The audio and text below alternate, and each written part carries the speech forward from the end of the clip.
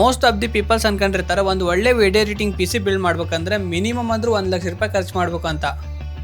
ಕರೆಗೂ ಅಷ್ಟು ಖರ್ಚು ಮಾಡ್ಬೇಕಾ? ಈ ವಿಡಿಯೋ ಒಳಗೆ ನಾನು ಅಂಡರ್ 55,000 ರುಪೀಸ್ಗೆ ಬೆಸ್ಟ್ PC ಕಾಂಪೋನೆಂಟ್ಸ್ ನ ಸಜೆಸ್ಟ್ ಮಾಡ್ತೀನಿ. ವಿಡಿಯೋ ಎಡಿಟಿಂಗ್ ಮಾಡಕ 3 ಕಾಂಪೋನೆಂಟ್ಸ್ ಬಹಳ important. Mother board, CPU, GPU. ಈ ಕಾಂಪೋನೆಂಟ್ಸ್ ಬರೀ ಎಡಿಟಿಂಗ್ ಅಂತ ಅಲ್ಲ, ಎಲ್ಲದಕ್ಕೂ ಇಂಪಾರ್ಟೆಂಟ್.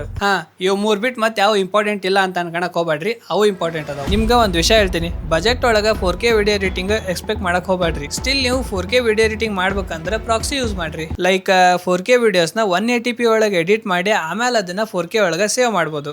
ಈ ಪ್ರೊಸೆಸ್ಗೆ ಪ್ರಾಕ್ಸಿ ಅಂತಾರ. ಸೊ ಇಲ್ಲೇ ಕ್ವಾಲಿಟಿ ಒಳಗೆ ಯಾವ ಡಿಫ್ರೆನ್ಸ್ ಬರಂಗಿಲ್ಲ. ಹಾಯ್ ಹುಡುಗ್ರೆ, welcome back to my old channel.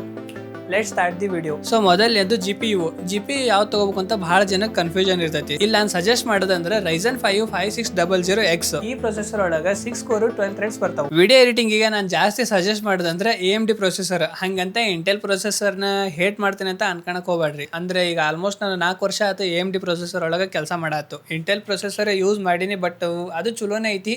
But ಆದ್ರೆ AMD ನ ಚಲೋಪ್ಪ. ನಿಮ್ಗೆ ಇನ್ನೊಂದು ಇಂಪಾರ್ಟೆಂಟ್ ವಿಷಯ ಹೇಳ್ಬೇಕು. ಈ ವಿಡಿಯೋ ಒಳಗೆ ನಾನು CPU ಅಂದ್ರೇನು, GPU ಅಂದ್ರೇನು, ಮದರ್ ಬೋರ್ಡ್ ಏನ್ ಕೆಲಸ ಮಾಡ್ತೈತಿ, ಗ್ರಾಫಿಕ್ ಕಾರ್ಡ್ ಯಾವ ತರ ಕೆಲಸ ಮಾಡ್ತೈತಿ, RAM ಅಂದ್ರೇನು, SSD ಯಾವ ತರ ವರ್ಕ್ ಆಕತಿ, ಅದೆಲ್ಲಾನು ನಾನು ಡೀಟೇಲ್ ಆಗಿ ಹೇಳಿಲ್ಲ. ಓನ್ಲಿ ನಾನು ಕಾಂಪೋನೆಂಟ್ಸ್ ನ ಸಜೆಸ್ಟ್ ಮಾಡೀನಿ. ಸೊ ನಿಮ್ಗೆ ಏನಾರ ಆ ಕಾಂಪೋನೆಂಟ್ಸ್ ಇಂದು ಡೀಟೇಲ್ ವಿಡಿಯೋ ಬೇಕು ಅಥವಾ ಅದ್ರ ಬಗ್ಗೆ ನಾವು ಕರೆಕ್ಟ್ ಆಗಿ ತಿಳ್ಕೊಬೇಕು, CPU ಯಾವ ತರ ಕೆಲಸ ಮಾಡ್ತೈತಿ, ಟೋಟಲಿ ಎಲ್ಲ ತಿಳ್ಕೊಬೇಕಂದ್ರೆ ನಾನು ಆಲ್ರೆಡಿ ಅದ್ರ ಬಗ್ಗೆ ವಿಡಿಯೋ ಮಾಡೀನಿ. ಸೊ ಆ ವಿಡಿಯೋ ನಿಮ್ಗೆ ಇಲ್ಲೇ ಸ್ಕ್ರೀನ್ ಮೇಲೆ ಕಾಣಿಸತೈತಿ. ಬೇಕಂದ್ರೆ ಆ ವಿಡಿಯೋ ನೋಡಿ ಆಮೇಲೆ ಈ ವಿಡಿಯೋ ನೋಡ್ಬೋದು.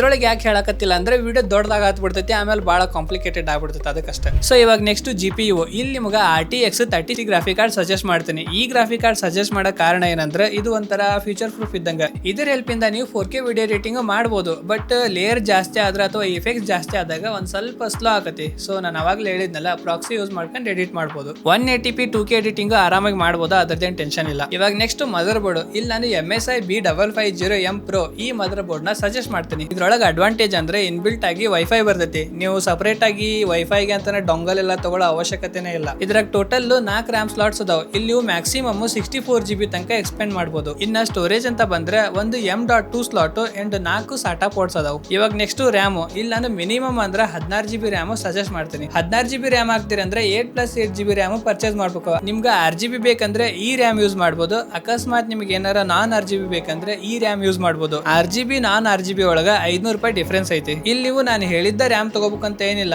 ನೀವು ಬೇರೆ ಕಂಪ್ನಿ RAM ಕೂಡ ಪರ್ಚೇಸ್ ಮಾಡಬಹುದು. ಜಸ್ಟ್ ನಾನು ಪರ್ಸನಲಿ ಯೂಸ್ ಮಾಡ್ತಾ ಇರೋ RAM ಅಷ್ಟೇ ನಾನು ಇಲ್ಲಿ ಸಜೆಸ್ಟ್ ಮಾಡಿದ್ದು. ನೀವು ಯಾವ್ದಾರ RAM ತಗೋರಿ, ತಗೊಳಕ್ಕಿಂತ ಮುಂಚೆ ಅದ್ರೊಳಗೆ 32 MHz ಪ್ಲಸ್ DDR4 RAM ಆಗಿರ್ಬೇಕು. ನೆಕ್ಸ್ಟ್ ಒಂದು ಸ್ಟೋರೇಜ್. ಇಲ್ಲಿ ನೀವು ಮಿನಿಮಮ್ ಅಂದ್ರೆ 512GB SSD ಹಾಕ್ಸ್ಬೇಕು. ಅದ್ರ ಜೊತೆಗೆ ಸೆಕೆಂಡ್ರಿ ಇನ್ನೊಂದು 1TB ಹಾರ್ಡ್ ಡಿಸ್ಕ್ ಬೇಕು. ಹಾರ್ಡ್ ಡಿಸ್ಕ್ ಯಾಕಂದ್ರೆ ನೀವು ಎಡಿಟಿಂಗ್ ಟೈಮ್ ಒಳಗೆ ಬಹಳಷ್ಟು ಡೇಟಾ ಬೇಕಾಗಿರ್ತೈತಿ. ಕೆಲವೊಂದು ವಿಡಿಯೋಸ್ಗೆ ಜಾಸ್ತಿ MB ಇರ್ತೈತಿ, ಜಾಸ್ತಿ GB ಗಂಟ್ಲೆ ಇರ್ತಾವ. ಸೊ ಎಲ್ಲಾನು ನೀವು ತಗೊಂಡೋಗಿ 512GB SSD ಒಳಗೆ ಹಾಕಕ್ಕಾಗಲ್ಲ. ಸಪರೇಟ್ ಆಗಿ ಎಡಿಟಿಂಗ್ ಎಲಿಮೆಂಟ್ಸ್ ಅವನ್ನೆಲ್ಲ ಸ್ಟೋರ್ ಮಾಡಿಡಕ ಒಂದು 1TB ಹಾರ್ಡ್ ಡಿಸ್ಕ್ ಬೇಕೇ ಬೇಕು. ನೆಕ್ಸ್ಟ್ ಒಂದು ಪವರ್ ಸಪ್ಲೈ. 550 ವ್ಯಾಟ್ ಸಜೆಸ್ಟ್ ಮಾಡ್ತೀನಿ. ಪವರ್ ಸಪ್ಲೈ ಯಾಕೆ ಯೂಸ್ ಆಗತ್ತೆ ಅಂದ್ರೆ ನಮ್ಮ ಮನೆಯಾಗಿರೋ ಕರೆಂಟಿನ ವೋಲ್ಟೇಜ್ ಹೆಚ್ಚು ಕಮ್ಮಿ ಆಗತ್ತೆ, ಅದನ್ನ ಕರೆಕ್ಟ್ ಆಗಿ ಹ್ಯಾಂಡಲ್ ಮಾಡಿದಂದ್ರೆ ಪವರ್ ಸಪ್ಲೈ. ಸೊ ಅದಿಲ್ಲ ಅಂದ್ರೆ CPU ಒಳಗಿರೋ ಕಾಂಪೋನೆಂಟ್ಸ್ ಹಾಳಾಗೋ ಚಾನ್ಸಸ್ ಇರ್ತೈತಿ. ಸೊ ಅದಕ್ಕೆ ಪವರ್ ಸಪ್ಲೈ ಆಗಿ ಇನ್ವೆಸ್ಟ್ ಮಾಡೋದು ಇಂಪಾರ್ಟೆಂಟ್. ಲಾಸ್ಟ್ ಒಂದು ಕ್ಯಾಬಿನೆಟ್. ಇವಾಗ ನಾವು ಏನೇನ್ ಕಾಂಪೋನೆಂಟ್ಸ್ ಆರ್ಡರ್ ಮಾಡಿವಲ್ಲ ಅದನ್ನೆಲ್ಲಾನು ಬಿಲ್ಡ್ ಮಾಡಕ ಒಂದು ಕ್ಯಾಬಿನೆಟ್ ಬೇಕು. ನಾನು ನಿಮ್ಗೆ ಈ ಕ್ಯಾಬಿನೆಟ್ ಸಜೆಸ್ಟ್ ಮಾಡ್ತೀನಿ. ಇದೇ ರೇಂಜ್ ಒಳಗೆ ನಿಮ್ಗೆ ಅಮೆಝಾನ್ ಒಳಗೆ ಇನ್ನು ಸುಮಾರು ಕ್ಯಾಬಿನೆಟ್ ಸಿಗ್ತಾವ. ನಾನು ಹೇಳಿದ್ದ ಕ್ಯಾಬಿನೆಟ್ ತಗೋಬೇಕಂತ ಏನಿಲ್ಲ, ಬೇರೆ ಬೇರೆ ಡಿಸೈನ್ ಒಳಗದ ವೈಟ್ ಕಲರ್, ಬ್ಲ್ಯಾಕ್ ಮತ್ತು ವೈಟ್, ಈ ತರ ಸುಮಾರು ಕಲರ್ಸ್ ಇದಾವೆ. ಸೊ ನಿಮಗೆ ಯಾವ್ದಾರ ಕ್ಯಾಬಿನೆಟ್ ಇಷ್ಟ ಆದ್ರೆ ಅದನ್ನು ಕೂಡ ಪರ್ಚೇಸ್ ಮಾಡಬಹುದು. ಬಜೆಟ್ ಇಶ್ಯೂ ಇರೋದ್ರಿಂದ ನಾವು ಜಸ್ಟ್ 2,000 ರೂಪಾಯಿ ಒಳಗೆ ಕ್ಯಾಬಿನೆಟ್ ಅಷ್ಟೇ ಸಜೆಸ್ಟ್ ಮಾಡೀವಿ. ಇವಾಗ ನಾ ಹೇಳಿರಿ ಎಲ್ಲಾ ಕಾಂಪೋನೆಂಟ್ಸ್ ನ ಲೆಕ್ಕ ಮಾಡಿದ್ರೆ 58,000 ರೂಪಾಯಿ ಆಕತಿ. ಇಲ್ಲಿ ಏನಾರ ನಿಮ್ ಬಜೆಟ್ ಕ್ರಾಸ್ ಆಗತ್ತೆ ಸಿಂಪಲ್ ಆಗಿ ಒಂದ್ ಕೆಲಸ ಮಾಡ್ರಿ. ನಾನು 16GB RAM ಹೇಳೇನಲ್ಲ, ಅದನ್ನ 8GB ಮಾಡ್ರಿ. ಆಮೇಲೆ 512GB SSD ಜೊತೆಗೆ 1TB ಹಾರ್ಡ್ ಡಿಸ್ಕ್ ಹೇಳೀನಿ. ಸೊ 1TB ಹಾರ್ಡ್ ಡಿಸ್ಕ್ ನ ಕ್ಯಾನ್ಸಲ್ ಮಾಡ್ರಿ.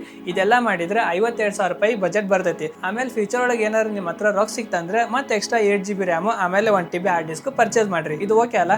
ಸೊ ನಾನು ಹೇಳಿರಿ ಎಲ್ಲಾ ಪ್ರಾಡಕ್ಟ್ ಇನ್ ಲಿಂಕ್ ಡಿಸ್ಕ್ರಿಪ್ಷನ್ ಕೊಟ್ಟಿನಿ. ಆ ಪ್ರಾಡಕ್ಟ್ಸ್ ನ ಒಂದ್ಸತಿ ಚೆಕ್ ಮಾಡ್ರಿ. ನಿಮ್ಗೆ ಏನಾರ ಓಕೆ ಆದ್ರೆ ಪರ್ಚೇಸ್ ಮಾಡ್ರಿ. ಅಕಸ್ಮಾತ್ ಓಕೆ ಅನ್ಸಿಲ್ಲ ಅಂದ್ರೆ ಅದೇ ಪ್ರೈಸ್ ರೇಂಜ್ ಒಳಗೆ ಬೇರೆ ಬೇರೆ ಕಾಂಪೋನೆಂಟ್ಸ್ ಅದಾವ, ಬೇಕಂದ್ರೆ ಅವನು ಕೂಡ ಪರ್ಚೇಸ್ ಮಾಡಬಹುದು. ನಾನು ಹೇಳಿದ್ದ ಪರ್ಚೇಸ್ ಮಾಡ್ಬೇಕಂತ ಏನಿಲ್ಲ, ನನಗೆ ಪರ್ಸನಲಿ ಬೆಸ್ಟ್ ಅನ್ಸಿರೋ ಕಾಂಪೋನೆಂಟ್ಸ್ ಅಷ್ಟೇ ನಾನು ಸಜೆಸ್ಟ್ ಮಾಡಿದ್ದು. ಈ ವಿಡಿಯೋನ ಮೇನ್ ಆಗಿ ಯಾರೇ PC ಪರ್ಚೇಸ್ ಮಾಡ್ಬೇಕಂತ ನಿಮ್ಗೆ ಯಾರೇ ಎಡಿಟರ್ ದೋಸ್ತ್ ಇದ್ರೆ ಅವ್ರಿಗೆಲ್ಲರಿಗೂ ಶೇರ್ ಮಾಡ್ರಿ. ಸೊ ಇದಿಷ್ಟು ಇವತ್ತಿನ ವಿಡಿಯೋ ಒಳಗೆ. ನಿಮ್ಗೆ ವಿಡಿಯೋ ಹೆಂಗ ಅನಿಸ್ತೋ ಕಮೆಂಟ್ ಮಾಡ್ರಿ. ನಾನು ಮತ್ತೆ ನೆಕ್ಸ್ಟ್ ವಿಡಿಯೋ ಸಿಗ್ತೀನಿ.